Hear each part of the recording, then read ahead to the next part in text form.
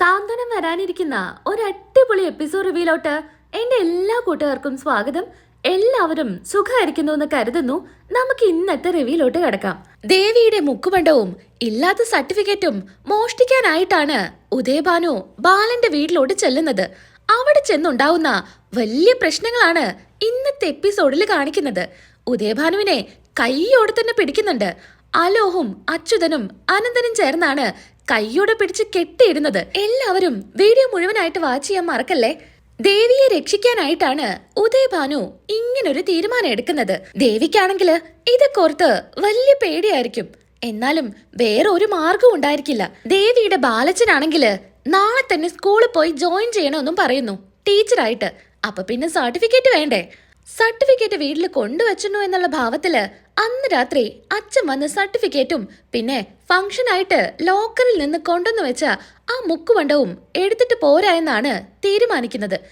ദേവിയുടെ അടുത്ത് ഉദയഭാനു പറയുന്നുണ്ട്, മോളെ നീ ഒരു തരത്തിലും പേടിക്കണ്ട. നീ ഒരു കാര്യം മാത്രം ചെയ്താൽ മതി. ഫ്രണ്ടിലെ ഡോറ് അത് കുറ്റിയിടാതെ വെച്ചാ മതി. അച്ഛൻ പതിയെ കയറി വന്ന് മോളുടെ അലമാറയിൽ നിന്ന് ആഭരണവും മോളുടെ സർട്ടിഫിക്കറ്റ് ആണെന്നും പറഞ്ഞ് മോള് കൊണ്ടുവച്ചിരിക്കുന്ന ആ ഫയലും എടുത്തിട്ട് അച്ഛൻ ഇങ്ങ് ഇറങ്ങിപ്പോന്നോളാം. ആർക്കും ഒരു തെളിവും അച്ഛനോട് ബാക്കി വെക്കില്ല. മോളോർത്ത് പേടിക്കണ്ട. അപ്പോഴും ദേവിയുടെ മനസ്സില് ആദ്യം തന്നെയായിരിക്കും. അഥവാ പിടിക്കപ്പെട്ടാല് പിന്നെ കാര്യങ്ങളൊക്കെ കൈവിട്ടു പോവില്ലേ. അതുകൊണ്ട് അങ്ങനെ അന്നത്തെ ദിവസം രാത്രിയാ. ദേവിയാണെങ്കില് ശബ്ദം ഉണ്ടാക്കാതെ ആനന്ദിനെ ഉണർത്താതെ പതിയെ ഡോറ് തുറന്ന് പുറത്തോട്ട് വരുന്നു. എന്നാ ധർമ്മനാണെങ്കില് ഹാളിൽ തന്നെ കിടക്കുന്നുണ്ടായിരിക്കും. പതിയെ ശബ്ദം ഉണ്ടാക്കാതെ ഡോറിന്റെ ലോക്കൊക്കെ തുറന്നു വെക്കുന്നുണ്ട്. അങ്ങനെ പിന്നീട് ദേവി ഉള്ളിലോട്ട് പോകുന്നു. ഇതേ സമയത്താണ് ധർമ്മൻ എഴുന്നേക്കുന്നത്. അയ്യോ, എന്നും ഞാൻ വെള്ളം കൊണ്ടുവെക്കാറുണ്ട്. ഇന്നാണെങ്കില് വെള്ളം കൊണ്ടുവച്ചില്ല. വെള്ളം എടുത്ത് കുടിക്കട്ടെ എന്ന് കരുതി അടുക്കളയിലോട്ട് പോകുന്നു. തിരികെ വന്ന് കിടക്കുന്ന സമയത്ത് ദാ വാതിൽ തുറന്നു കിടക്കുന്നു. പകുതിയോളം തുറന്നു കിടക്കുന്നുണ്ട്. ഇതെന്താ ഇന്നളിയും വാതിൽ അടച്ചില്ലേ? അല്ലെങ്കില് ഒരു 3-4 തവണ അങ്ങോട്ടും ഇങ്ങോട്ടും നടക്കുന്നതാണല്ലോ. ഡോറൊക്കെ ലോക്കല്ലേ നോക്കിയിട്ട്. ഇന്ന് മറന്നു എന്നാ തോന്നുന്നത്. എല്ലാറ്റിനും ഈ ധർമ്മന്റെ കൈയെത്തണം, അല്ലാതെ എന്തു പറയാനാ എന്നും പറഞ്ഞ് ധർമ്മൻ ലോക്ക് ചെയ്യുന്നു. പിന്നെയും അവിടെ പോയി തന്നെ കിടക്കുക. ധർമ്മൻ നല്ല ഉറക്കത്തിലായിരിക്കും. ഈ സമയത്താ പതിയെ പതിയെ ഉദയഭാനു വീട്ടിലോട്ട് വരുന്നത്. ഡോറൊന്ന് തള്ളി നോക്കുന്ന സമയത്ത് ലോക്കായിരിക്കും. ഈ മോളെന്താ അത് മറന്നോ എന്ന് ഉദയഭാനു ചിന്തിക്കുന്നു. അപ്പൊ തന്നെ മോൾക്ക് ഫോൺ ചെയ്യുന്നുണ്ട്, ദേവിക്ക്. ദേവി പതിയെ എഴുന്നേറ്റ് അച്ഛൻ്റെ അടുത്ത് സംസാരിക്കുന്നുണ്ട്. മോളെ ദേവി, നീ മറന്നോ? ഞാൻ കഥ കടക്കരുതെന്ന് മോളോട് പറഞ്ഞതല്ലേ? അച്ഛാ, ഞാൻ അടച്ചിട്ടില്ലല്ലോ. ഞാൻ ഇപ്പോഴാ അത് തുറന്നിട്ട് ഇങ്ങോട്ട് വന്നത്. എന്നാലേ അത് അടച്ചിട്ടാ കിടക്കുന്നേ. ഞാൻ ഉറപ്പായിട്ടും തുറന്നതാ അച്ഛാ. മോളെ, നീ ടെൻഷൻ അടിച്ചിട്ടാ. നീ ഒരു കാര്യം ചെയ്യ്, വേഗം പോയിട്ടേ ഡോറൊന്ന് തുറന്നതാ. അച്ഛൻ പുറത്ത് തന്നെ നിൽക്കുന്നുണ്ട്. അങ്ങനെ പതിയെ വീണ്ടും ദേവി നടന്ന് ഡോറ് തുറക്കുന്നു. അച്ഛൻ്റെ അടുത്ത് പറയുന്നുണ്ട്, അച്ഛാ, മാമൻ ഇവിടെ തന്നെ കിടക്കുന്നുണ്ടേ, സൂക്ഷിച്ചു വേണേ. പിടിക്കപ്പെട്ടാല് അച്ഛൻ അറിയുന്നല്ലേ കാര്യങ്ങള്. ഇല്ല മോളെ, ആരും പിടിക്കില്ല എന്ന് ഉദയഭാനു ഉറപ്പ് കൊടുക്കുന്നുണ്ട്. പതിയെ ദേവി പോയി റൂമിൽ ആനന്ദിന്റെ അടുത്ത് കിടക്കുന്നു. ഉറങ്ങിയ പോലെ അഭിനയിച്ച് കണ്ണും ചെമ്മി ദേവി അവിടെ കിടക്കുക. അങ്ങനെ ഉദയഭാനു പതിയെ ഡോറ് തുറന്ന് ഉള്ളിലോട്ട് കിടക്കുന്നുണ്ട്. തലയില് തോർത്തെല്ലാം ഇട്ട് കെട്ടിയിട്ടാണ് ഉള്ളിലോട്ട് വരുന്നത്. ധർമ്മൻ നല്ല ഉറക്കമായിരിക്കും. പെട്ടെന്ന് ധർമ്മൻ എന്തോ സൗണ്ട് കേട്ട് എഴുന്നേൽക്കുന്നുണ്ട്. നോക്കുന്ന സമയത്ത് ചെറിയൊരു നിഴല് കാണുക. ആരോ ഉള്ളിൽ കയറിയിട്ടുണ്ടെന്ന് ഉറപ്പാ ധർമ്മന്. ധർമ്മനാണെങ്കിൽ ചോദിക്കുന്നുണ്ട്, ആരാടാ, താൻ ആരായെന്ന്. എന്നാ അങ്ങോട്ടും ഇങ്ങോട്ടും മാറി മാറി കളിക്കുക ഉദയഭാനു. അതോടുകൂടി ഇതൊരു കള്ളനാണെന്ന് ധർമ്മൻ തിരിച്ചറിയാ. ധർമ്മൻ ബാലനെയും എല്ലാവരെയും വിളിച്ചുപോയി വിളിക്കുന്നുണ്ട്. അയാളെ കൈയോടുകൂടി അങ്ങ് പിടിക്കുന്നുണ്ട്. അപ്പോഴേക്കും തെന്നി മാറി ഡോറ് തുറന്ന് ഉദയഭാനു പുറത്തോട്ട് ഓടുന്നുണ്ട്. ഓടിയിട്ട് എങ്ങോട്ടാ പോകുന്നേന്നറിയോ? കൃഷ്ണമംഗലത്തോട്ട്. അപ്പുറത്തെ വീട്ടിലോട്ടാണ് ഉദയഭാനു ഓടിക്കയറുന്നത്. വീടിന് പുറകിലായിട്ട് തുണികളൊക്കെ അലക്കിയിട്ടതിന്റെ അവിടെയാണ് ഇങ്ങനെ ഒളിഞ്ഞു നിൽക്കുന്നത് ഉദയഭാനു. ശബ്ദം കേട്ട് ബാലനും ആകാശവും ആനന്ദൊക്കെ ഓടി വരുമ്പോഴേക്കും ഉദയഭാനു ഓടി രക്ഷപ്പെട്ട് കാണുമല്ലോ. ചോദിക്കുന്നുണ്ട് ധർമ്മന്റെ അടുത്ത്, എന്താടാ, എന്താ കാര്യം? അളിയ, കള്ളൻ. കള്ളനോ? എന്നാ ഇതൊക്കെ കണ്ട് ദേവിക്ക് സങ്കടം സഹിക്കാൻ പറ്റുന്നുണ്ടായിരിക്കില്ല. അച്ഛനെ പിടിച്ചു എന്ന് തന്നെയാ ദേവി കരുതിയിരിക്കുക. ദേവി പൊട്ടിക്കരയുന്നുണ്ട്. എന്താ മോളെ, മോള് കണ്ട് പേടിച്ചോ? അല്ലച്ചാ, കള്ളനെന്ന് പറഞ്ഞപ്പോ എനിക്ക് പെട്ടെന്ന് പേടിയായി, അതുകൊണ്ടാ. അല്ല ധർമ്മ, കഥകൊക്കെ അടച്ചതാ, പിന്നിങ്ങനെ കള്ളം വന്നത്? എന്റെ അളിയൻ കഥ കടച്ചെന്നോ? അളിയനൊന്നും അല്ല കഥ കടച്ചത്, ഞാനാ കഥ കടച്ചേ. കഥക് തുറന്നിട്ടാ കിടന്നിരുന്നേ. ദേ ധർമ്മ, ഇന്ന് ഞാൻ 2 തവണ വന്ന് നോക്കിയതാ, ഡോറുകളെല്ലാം ലോക്കല്ലേ എന്ന്. എന്നിട്ടാ ഞാൻ പോയി കിടന്നത്. അതെ, അളിയന് തോന്നുന്നതാ. ഞാനൊന്ന് ഉറങ്ങി നീറ്റപ്പോ കഥക് തുറന്നാ കിടന്നിരുന്നേ. ഞാനാ എന്നിട്ട് ലോക്ക് ചെയ്തത്. അല്ല, എന്നിട്ട് അയാൾ എങ്ങോട്ടാ പോയത്? അറിയില്ല. എന്നാ വാ നമുക്ക് നോക്കാം എന്നും പറഞ്ഞ് ആകാശും ആനന്ദും ധർമ്മനൊക്കെ പുറത്തോട്ട് പോകുന്നുണ്ട്. ദേവിക്ക് സങ്കടം താങ്ങാനാവുന്നുണ്ടായിരിക്കില്ല.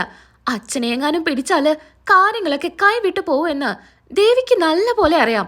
ബാലൻ പറയുന്നുണ്ട്, നിങ്ങൾ റൂമിലോട്ട് പോ, എന്നിട്ട് സ്വർണ്ണാഭരണങ്ങളോ പൈസയോ എന്തെങ്കിലും പോയോ നോക്ക്. എല്ലാവരും റൂമിലോട്ട് പോകുന്നു. അങ്ങനെ മീനുവും മിത്രയും ഗോമതിയും തിരിച്ചു വന്ന് ബാലന്റെ അടുത്ത് പറയുന്നുണ്ട്, ഇല്ല ബാലേട്ടാ, എൻ്റെ ഒരു സ്വർണ്ണാഭരണങ്ങളും പോയിട്ടില്ല. പിന്നെ അടുക്കളയിലെ ഞാൻ കുറച്ച് പൈസ വെച്ചിരുന്നേ, അത് അവിടെ തന്നെയുണ്ട്. എന്റെ ഗോമതി, നിന്നോട് എത്ര തവണ പറഞ്ഞിട്ടുണ്ട് പൈസ അടുക്കളയിൽ വെക്കരുതെന്ന്? എത്ര പറഞ്ഞാലും കേൾക്കില്ല. അത് പിന്നെ ബാലേട്ടാ, അത്യാവശ്യത്തിന് എടുക്കാനേ അടുക്കളയിൽ വെക്കുന്ന നല്ലത്. നിന്നെ പറഞ്ഞിട്ട് എന്താ കാര്യം? അങ്ങനെ ദേവിയെ കാണുന്നുണ്ടായിരിക്കില്ല. അല്ല, ചേച്ചിയെ കണ്ടില്ലല്ലോ. മോളെ ദേവി, അല്ല മോളുടെ എന്തെങ്കിലും പോയോ? മോളെന്തിനാ കരയുന്നേ? ഇല്ല ബാലച്ച, എൻ്റെ ഒരു ആഭരണവും പോയിട്ടില്ല. മോള് സങ്കടപ്പെടാതിരിക്കുക, പേടിക്കണ്ട. ബാലച്ച, ഞാൻ കൂടെ ഒന്ന് പോയി നോക്കട്ടെ. മോൾ എന്താ പറയുന്നേ? കള്ളനെ നോക്കാനല്ലേ മാമനും അതുപോലെ ആനന്ദും ആകാശൊക്കെ പോയിരിക്കുന്നേ. പിന്നെ നീ എന്തിനാ ഇങ്ങനെ ടെൻഷൻ അടിക്കുന്നേ? ആര്യൻ അന്നത്തെ ദിവസം അവിടെ ഉണ്ടാവില്ല കേട്ടോ. ആര്യന് ഒരു ഓട്ടത്തിനായിട്ട് പോയിരുന്നല്ലോ. ഇന്നലത്തെ രവി കാണാത്തവര് ഒന്ന് കണ്ടു നോക്കണേ. അങ്ങനെ ആര്യം മാത്രം അവിടെ ഉണ്ടായിരിക്കില്ല. എല്ലാവരും പേടിച്ചാണ് ഇരിക്കുന്നത്. എന്നാ അടുക്കള ഭാഗത്ത് ഉദയഭാനു ഒരു കള്ളനെ പോലെ ഇങ്ങനെ ഒളിഞ്ഞു നിൽക്കുന്നുണ്ട്. പേടിച്ചാണ് കേട്ടോ നിൽക്കുന്നത്. ആ സമയത്താണ് ശ്രീകല വിളിക്കുന്നത് ഉദയഭാനുവിനെ. ഇത്ര നേരായിട്ടും കണ്ടില്ലല്ലോ, അതുകൊണ്ടാണ് വിളിക്കുന്നേ. അല്ല, നിങ്ങൾ എവിടെയാ കിടക്കുന്നേ? ഒന്ന് വരുന്നുണ്ടോ? മനുഷ്യൻ ഇവിടെ ആകെ ആദ്യ പിടിച്ചായിരിക്കുന്നേ. നിങ്ങളെന്താ ഒന്നും മിണ്ടാത്തേ? നിങ്ങൾ എന്തിനാ കരയുന്നേ? പറ, വായ തുറന്ന് എന്തെങ്കിലും പറ. എടി, നമ്മുടെ കാര്യത്തില് ഒരു തീരുമാനമായെന്നാ തോന്നുന്നത്. അവിടെ എല്ലാവരും എന്നെ പിടിക്കാനായിട്ട് നടക്കുക. ഞാൻ അപ്പോഴേ പറഞ്ഞതാ ഇതൊന്നും വേണ്ട എന്ന്. എന്നിട്ട് നിങ്ങളിപ്പോ എവിടെ നിൽക്കുന്നേ?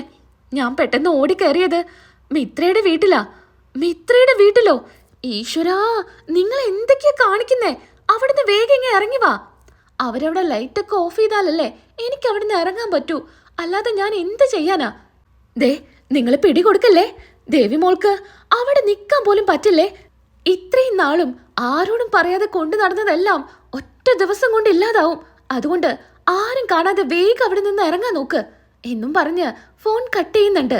കരഞ്ഞുകൊണ്ടാണ് ഉദയഭാനു അവിടെ നിൽക്കുന്നത്.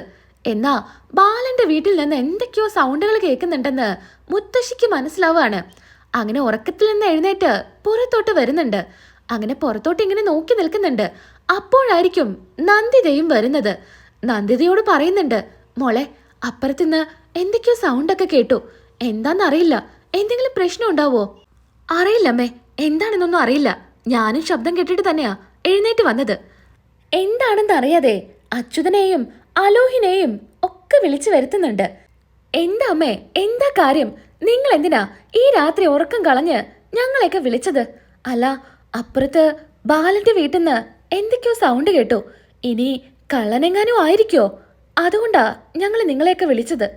കള്ളനാണെങ്കിൽ എന്താ, അവന്റെ വീട്ടിലെ കള്ളം കയറിയാല് അവന് നഷ്ടം. അല്ലാതെ ഇപ്പൊ നമുക്കെന്താ പ്രശ്നം?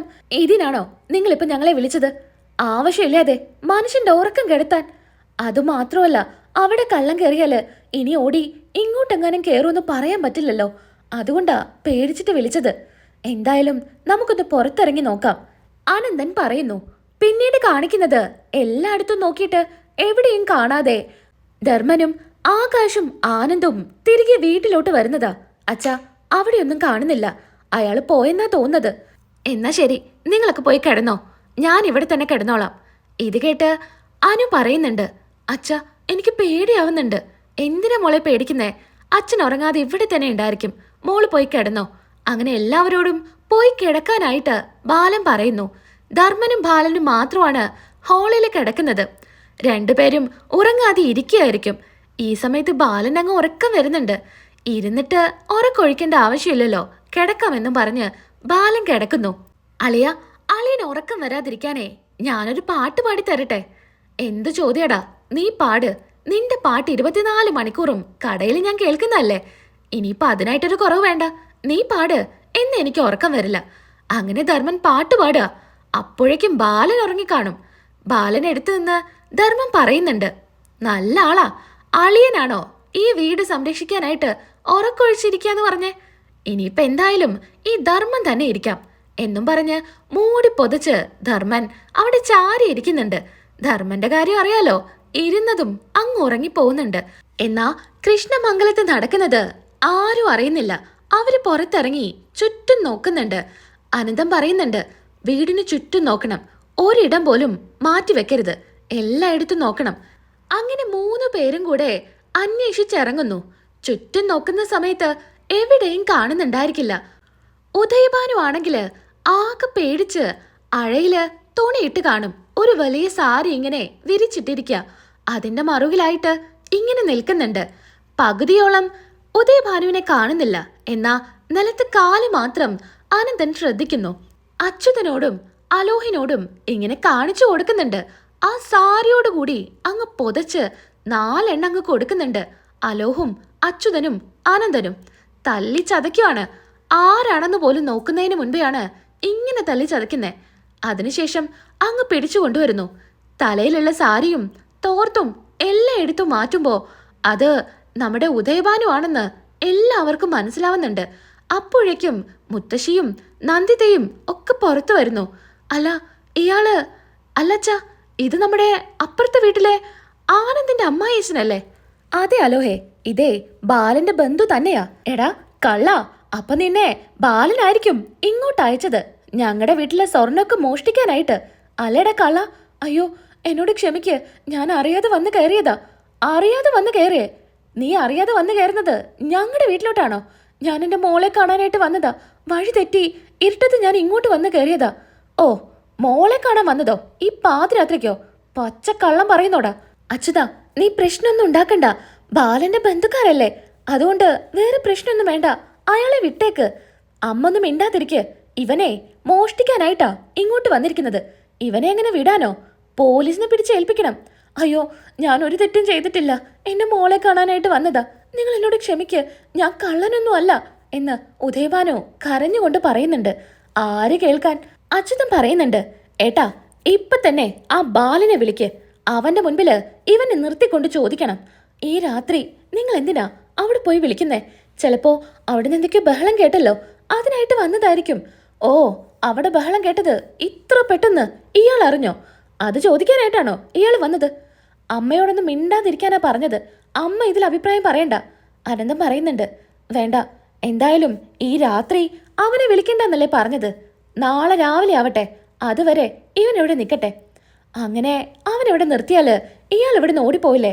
അതുകൊണ്ട് ഇയാൾ ഇവിടെ കെട്ടിയിടാം. രാവിലെ എഴുന്നേക്കുമ്പോ ഇവിടെ കെട്ടിയിട്ടത് വേണം ബാലൻ കാണാനായിട്ട്.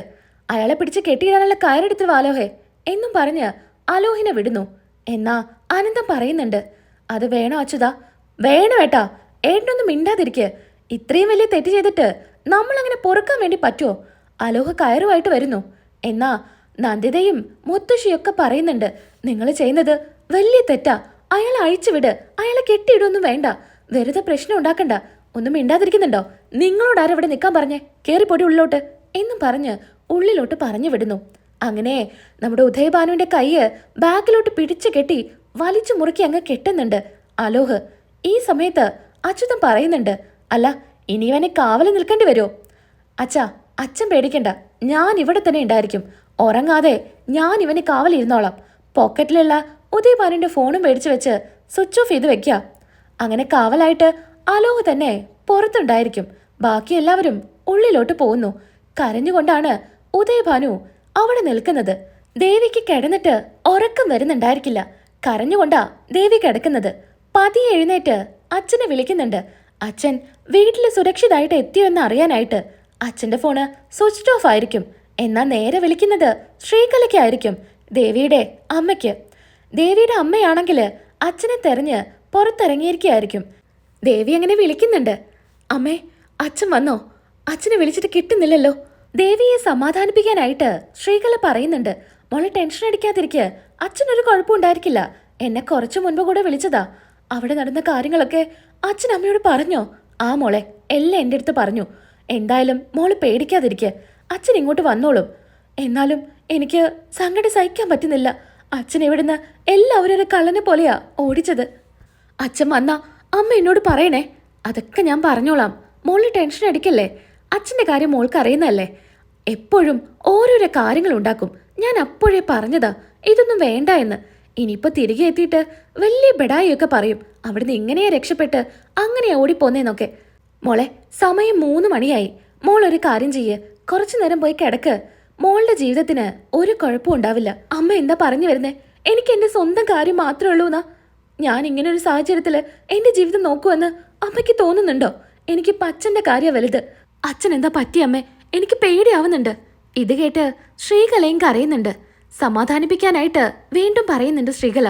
ദേവി, നിനക്ക് അച്ഛനെ കുറിച്ച് അറിയുന്നല്ലേ? അച്ഛനെ നിലത്ത് വെച്ചാല് അച്ഛൻ അവിടെ നിന്ന് ഓടി രക്ഷപ്പെടും. ഇനി വെള്ളത്തിലാണെങ്കില് നീന്തി രക്ഷപ്പെടും.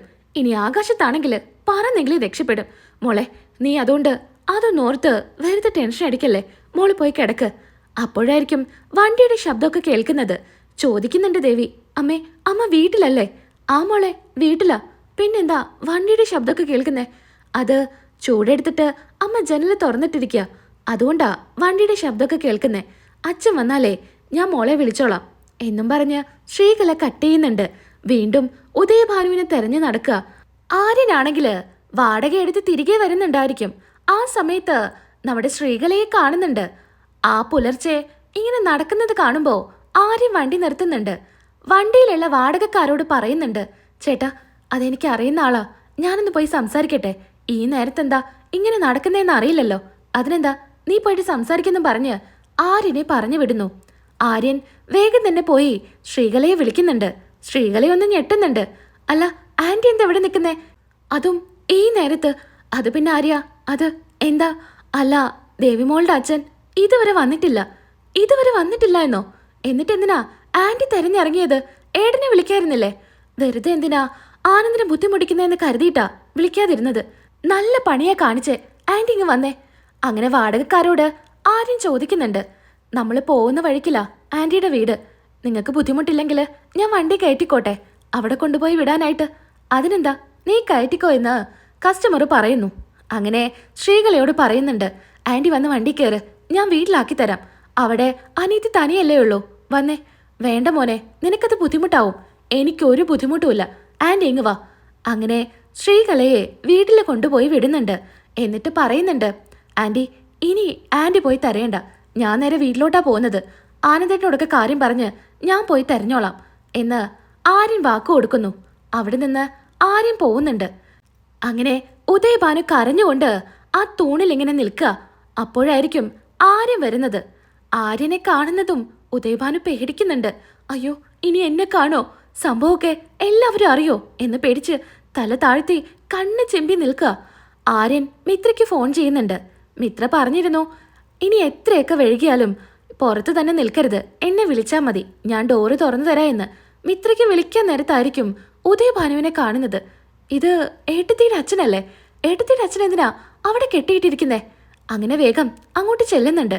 ഇത് കാണുന്ന അലോഹ് ദേഷ്യപ്പെടുന്നുണ്ട്. എന്താടാ, നീ ഇയാളെ കൊണ്ടുപോകാനായിട്ട് വന്നതാണോ? നീയും നിന്റെ ബന്ധുക്കാരും കണക്കാണല്ലോ. അപ്പോഴേക്കും അലോഹ് അച്ഛനെയും വല്യച്ഛനെയും വിളിക്കുന്നുണ്ട്. ദേവിയായിരിക്കും ശബ്ദം കേട്ടിട്ട് ആദ്യം പുറത്തോട്ട് വരുന്നത്. അച്ഛനെ കെട്ടിയിട്ടത് കാണുമ്പോ ദേവിയോട് ആരും പറയുന്നുണ്ട്, ഏട്ടത്തി വേഗം പോയിട്ട് അച്ഛനെ വിളിച്ചിട്ട് വാന്ന്. ദേവി കരഞ്ഞുകൊണ്ട് ഉള്ളിലോട്ട് ഓടുന്നുണ്ട്. ബാലനോട് കാര്യം പറയാൻ പോലും ദേവിക്ക് പറ്റുന്നില്ല. എന്താ മോളെ, എന്താ കാര്യം? അത് ബാലച്ച അവിടെ പുറത്ത് എന്റെ അച്ഛനെ കെട്ടിയിട്ടിരിക്കുക. ഇത് കേൾക്കുന്നതും ബാലൻ വേഗം ഷർട്ടിട്ട് പുറത്തോട്ട് ഓടുന്നുണ്ട്. എന്നിട്ട് അവിടെ പോയി ചോദിക്കുന്നുണ്ട്, നിങ്ങള് ഞങ്ങളോടുള്ള ദേഷ്യം ഞങ്ങളുടെ ബന്ധുക്കാരെ മേലെ തീർക്കാണോ? ദേവിമോളുടെ അച്ഛൻ എന്ത് തെറ്റാ ചെയ്തത്? ഇവനെ കള്ളനാ. ഈ കള്ളനുണ്ടല്ലോ ഞങ്ങളുടെ വീട്ടില് ഇന്നലെ മോഷ്ടിക്കാനായിട്ട് കയറിയതാ. ഞങ്ങള് കയ്യോടങ്ങ് പിടിച്ചു.